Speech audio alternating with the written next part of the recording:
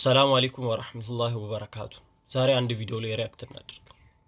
ደግሞ በህልሙ ከሴት ጋር ያደረ የመሰለው የዘር ፈሳሹን በሚያፈስበት ጊዜ እንግዲህ ፕራይቬት ፓርቱን ይላል በእጁ ምን ያደርገዋል? ያጸዳውና ግድግዳ ላይ ይጠርጋል ማለት ነው።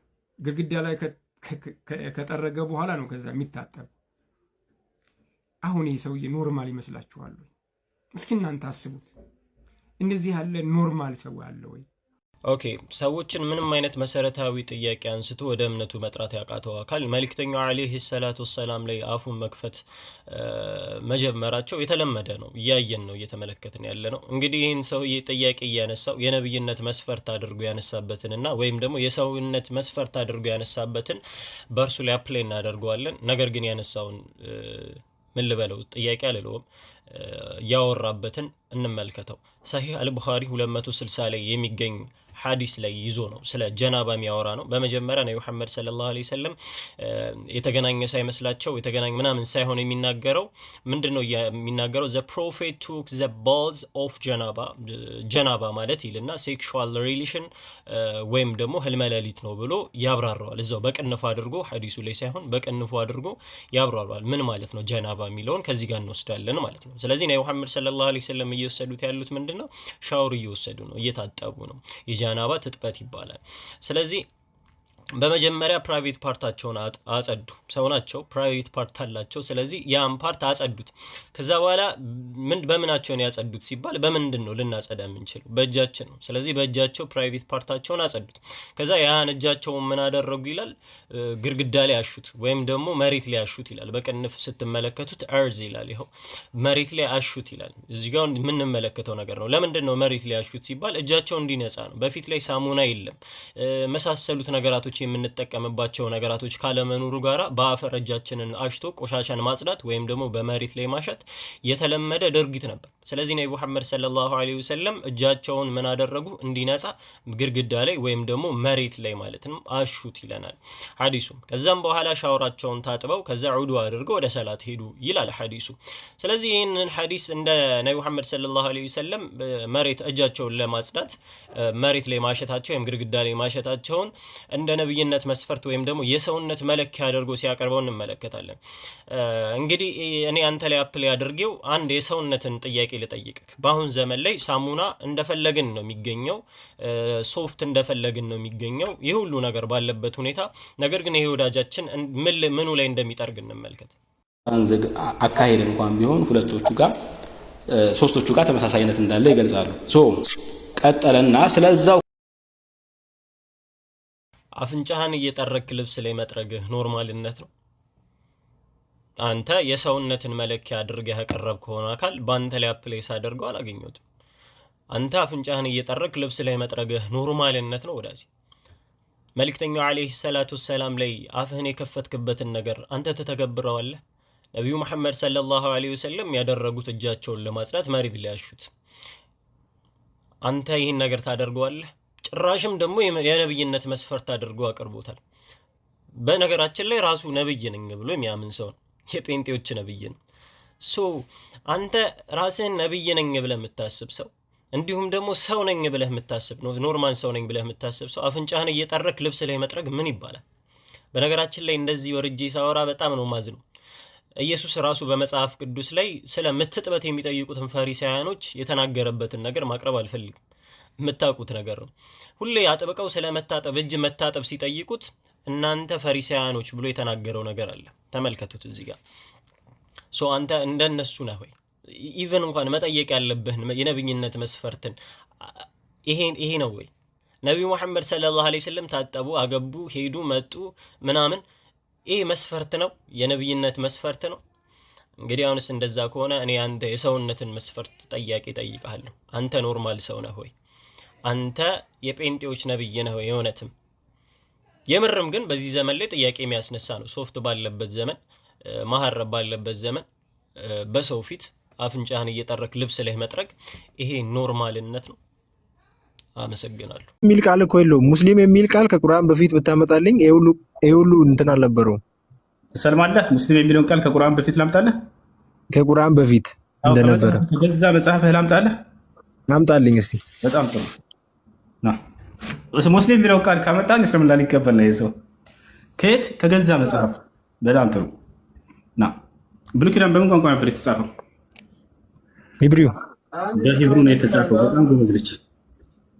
እሺ በሂብሩ ነው የተጻፈው። ዋው ቁርአን ሙስሊም የሚለውን ቃል ልታመጣልኝ ነው? አዎ ሙስሊም የሚለውን ቃል ላመጣልህ ነው። በመጀመሪያዋ ኢዮብ 22:21ን እንመልከተው።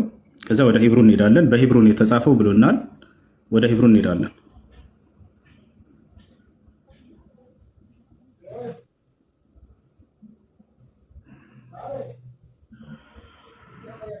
እሺ ምን ያለ እዚህ ጋር መጽሐፈ ኢዮብ አይደለ?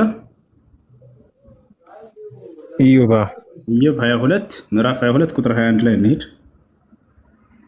ቁጥር መጀመሪያ ግን ትቀበሏለህ? ይህ መጽሐፍ ስለመቀበል ሳይሆን ለአንተ ማስረጃ አምጣልኝ ከመጽሐፊ ብለህ ነው አይደለ? ሙስሊም እንደነበሩ ነብያቶች ወይ አይ ችግር የለውም እንትን አትበላይ ላሳየህ ነው። ስለዚህ ኢዮብ 22 ተቀበለው ብዬ ነው። እሺ ኢዮብ 22:21 ምን ይላል? ቀጥል። ኢዮብ 22:21 ምን ይላል? ለእግዚአብሔር ተገዛ። ለእግዚአብሔር መገዛት ማለት ነው የሚለውን አሁን ቀጥታ በሂብሩ ነው የተጻፈው ብሎናል መጽሐፍ ቅዱስ። በሂብሩ ይህን ምዕራፍና ቁጥር ይዘን እንሄዳለን። በዕብራይስጡ ላይ እንሂድ። በዕብራይስጡ ላይ እንሂድ። ኢዮብ 22:1 አንዴ ምዕራፍና ቁጥሩን ጻፉት እንዳንረሳ ልጆች። ኦኬ ሂብሩ እዚህ ጋር እንግባ።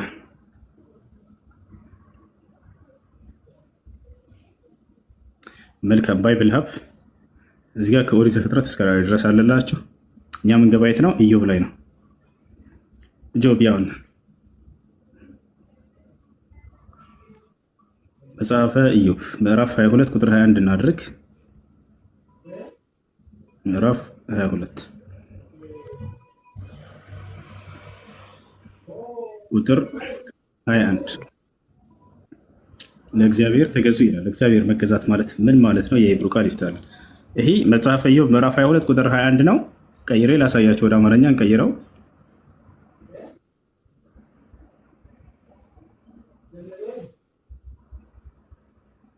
መልካም ይታያችኋል። ኢዮብ 22:21 ለእግዚአብሔር ተገዙ ይላል። አሁን እዚህ ጋር ሂብሩ ጋር እንገባለን። ኤችኤቢ ያውና ሂብሩ ላይ እንግባ።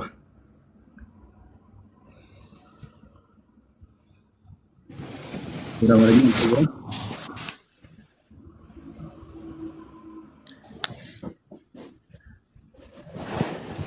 እሺ ወደ ትይዩ ዕብራይስጥ ሂድ ይላል። ኢዮብ 22:21 ወደ ትይዩ ዕብራይስጥ ሂድ። የዕብራይስጥ መፍቻ ቃል እዚህ ጋር እንገባለን። እሺ መልካም። አሁን ስልክ ልትወጣ ነው እንዴ? ብዙ ሄድክ እኮ።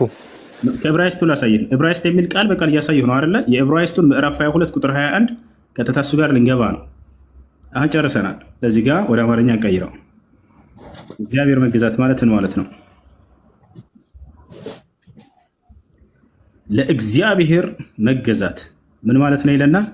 እቺ ቃል ምን ትላለች? አንብባት። ሙስሊም ቀጥል እስኪ። ሙስሊም ልጅ ምን ማለት ነው? ለእግዚአብሔር መገዛት ያው ቃል በቃል ለእግዚአብሔር መገዛት ምን ማለት ነው? ሙስሊም ማለት ነው ብሎ አስቀምጦታል። ጌታ እሺ ቀጥል። ጌታ ዘመንህን ይባርከው። ሙስሊም ሁኑ ሲባሉ ቀጥታ ለእግዚአብሔር ተገዙ ሲባሉ ሙስሊም ሁኑ ማለት ነበር። ሙስሊም ለመሆን ምን ማድረግ አለብኝ? ለእግዚአብሔር ተገዛ። ያው ቃል በቃል አረብኛውን ቃል በልልኝ እስቲ። ያው ለእግዚአብሔር መገዛት ማለት ነው ሙስሊም ብሎ ቃል በቃል ተረጋጋ። ሙስሊም አትቸኮይ፣ ተረጋጋ። ምን ብሎ ነበር? ሙስሊም የሚለውን ቃል አምጣልኝ ከቁርአን በፊት። ለዚያውም ያው ነብያቶች ለእግዚአብሔር ተገዙ ሲባሉ ለአንድ አምላክ መገዛት ማለት ሙስሊም ማለት ነው የሚል ቃል በቃል አመጣሁልህ። የጌታ ሰው ይሄ ቃልስ ሌላ ልጨምርልህና ሌላ ሰርፕራይዝ ላሳይህ። ይሄ ቃል ምን ይላል? እዚያው ላይ እስልምና ምን ማለት ነው? ለእግዚአብሔር መገዛት ማለት ነው ብሎ ቃል በቃል አስቀምጦታል። እስልምና በገዛ መጽሐፋችሁ እምነታቸውን እንሰብካቸዋለን ቅዱሳኖች፣ በገዛ መጽሐፋችሁ። ከዚህ በኋላ ምን ይሆንላቸው? አይ ወደ አማርኛ ቀይሮት ነው ልትሉ ትችላላችሁ። ወደ አማርኛ ቀይሮት ነው እንጂ በእንግሊዝኛ ላይ የለም። እዚያው ላይ የትም ሳንሄድ በእንግሊዝኛ ናሳያችሁ። እዚያው ላይ የትም ሳንሄድ ቅዱሳኖች፣ ይሄ ቃል ምን ይላል? ይሄ ቃል ሙስሊም ያው ስለ ጊዜ ብቻ የመጣ ሳይሆን ቀደምት ነቢያት ሁሉ የታዘዙበት ነው። ለአንዱ አምላክ ተገዙ ሲባሉ ጊዜ ሙስሊም ሆኑ እየተባሉ ነበር። ለአንድ አምላክ መገዛት ማለት ሙስሊም መሆን ማለት ነው የምንለው ለዚህ ነው። በመጽሐፋቸው ላይ በገዛ መጽሐፋቸው ላይ ነቢያቶች ለአንድ አምላክ ተገዙ ሲባሉ ጊዜ ሙስሊም ሆኑ እየተባሉ ነበር፣ ለአንድ አምላክ ይገዙ ነበር። አሁን ሌላ ሰርፕራይዝ ላደርጋቸው ነው። ኢየሱስ ራሱ ሙስሊም ነበር። ለምን ከተባለ ለዚያ ለአንዱ አምላክ ይገዛልና፣ ለአንድ አምላክ መገዛት ማለት ሙስሊም ማለት ነው ከተባለ ኢየሱስ ክርስቶስ ራሱ ለአንዱ አምላክ ይገዛልና ሙስሊም ነው ማለት ነው፣ ክርስቲያን አይደለም። ኢየሱስ ለአምላኩ እንደሚገዛ ላሳያቸው። የገዛ መጽሐፋችሁ ላይ ኢየሱስ ክርስቶስ ራሱ ሙስሊም ነበር። አንደኛ ቆሮንቶስ ምዕራፍ 15 ቁጥር 24 ላይ እንሂድ። ኢየሱስ ክርስቶስ ለዚያ ለአንዱ አምላክ ይገዛ ነበር። አንደኛ ቆሮንቶስ ምዕራፍ 15 ለዚያ ለአንዱ አምላክ ይገዛል። ሁሉ ከተገዛለት በኋላ ግን እግዚአብሔር ሁሉ በሁሉ ይሆን ዘንድ በዚያን ጊዜ ልጁ ራሱ ኢየሱስ ማለት ነው፣ ልጁ ራሱ ደግሞ ሁሉን ላስገዛለት ይገዛል። ለአንድ አምላኩ ይገዛል። ለአንድ አምላክ ለዚያ ለአንድ አምላክ መገዛት ማለት ሙስሊም ማለት ነው። ስለዚህ ኢየሱስ ክርስቶስ ራሱ ለዚያ ለአንድ አምላክ የሚገዛ የሆነ ሙስሊም ነበር። የታቸዋላ ቅዱሳኖች ያ ስለዚህ ለአንዱ አምላክ መገዛት ያ ማለት ሙስሊም መሆን ማለት ነው። ሙስሊም ሁን እያሉ እየተባሉ ነቢያቶች ይታዘዙ ነበር።